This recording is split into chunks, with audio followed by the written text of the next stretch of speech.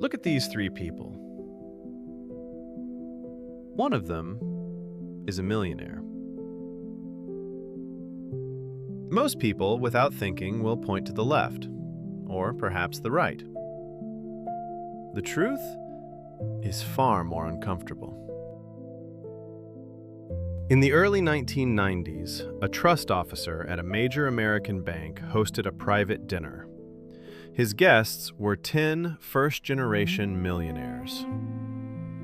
He had spent his career managing the wealth of America's affluent. He believed he knew what wealth looked like. But when he greeted his guests at the door, something felt wrong.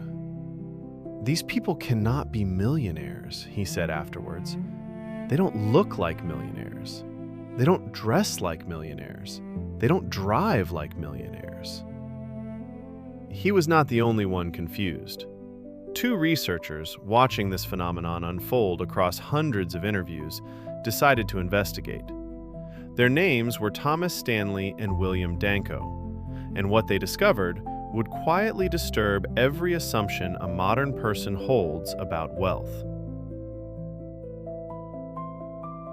Stanley and Danko surveyed thousands of American millionaire households. What they found was not the wealth we see in advertisements. It was something else entirely. The typical millionaire, they discovered, drives a car that is more than 5 years old. Half of them have never paid more than $400 for their most expensive suit. Half of them have never paid more than $235 for a watch. The majority live in homes that would not turn a head. 97% are homeowners, but roughly half have lived in the same modest house for over 20 years. And then the numbers turn stranger still. 80% of American millionaires are first-generation wealthy. They inherited nothing. 2/3 of them are self-employed, often in businesses so unglamorous that most people would never associate them with fortune. Farmers, contractors, auto part suppliers, pest control specialists. The millionaires of America do not, in general, live in Beverly Hills. They live next door to you. The researchers found that wealth in America comes in two distinct forms. The first form is what they called the income affluent. These are the people who earn large salaries. They have the mansions, the sports cars, the status watches, the country club memberships. They look wealthy. But when their balance sheets are examined, something surprising emerges. Their income is enormous. Their net worth is modest. They spend nearly everything they earn. If their salary stopped for 6 months, most would face financial catastrophe. The second form of wealth is what the researchers called the balance sheet affluent. These are the people who have wealth. They live in ordinary homes. They drive ordinary cars. They wear ordinary clothes. They do not, on the surface, look wealthy at all. But when their balance sheets are examined, the numbers speak a different language. They own their homes outright. They hold portfolios that have compounded for decades. They live on less than 7% of their net worth every year. They are not, in the classical sense, performing wealth. They are simply being wealthy. And there is a fundamental difference between the two. The uncomfortable truth that Stanley and Danko uncovered is this: every dollar spent to look wealthy is a dollar that never becomes wealth. The luxury watch you wear does not build your net worth. It signals to strangers what you might have. The luxury car you drive does not compound over time. It depreciates the moment you sign the paperwork. The larger house you move into does not multiply. It quietly increases every recurring cost in your life, from insurance to property tax to furnishings to utilities to lawn care.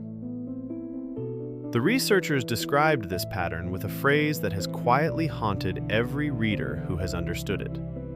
They called it the better-than trap.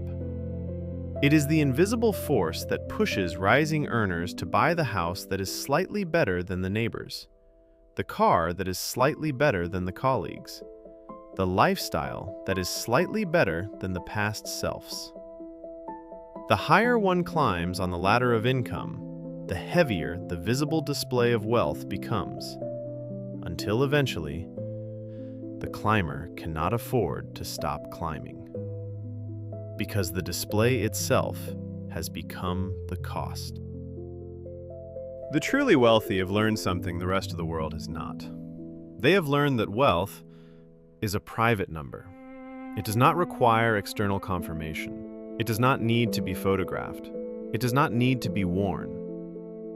They understand that when a stranger sees a luxury watch, they do not think that person is wealthy. They think that person owns an expensive watch. And these are not the same statement. The quietly wealthy have stepped off the ladder. They have chosen the compound of their portfolio over the complement of a stranger.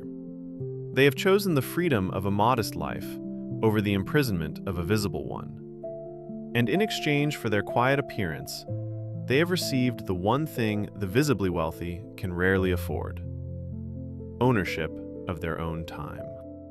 The next time you see someone who looks wealthy, pause for a moment. Ask yourself the question the researchers spent 30 years answering. Are they wealthy, or do they simply own expensive things? Because true wealth, they discovered, is almost never visible from the outside. It hides in ordinary homes. It drives ordinary cars. It walks past you every day, and you do not notice. The loud chase fortune. The wise build it in silence.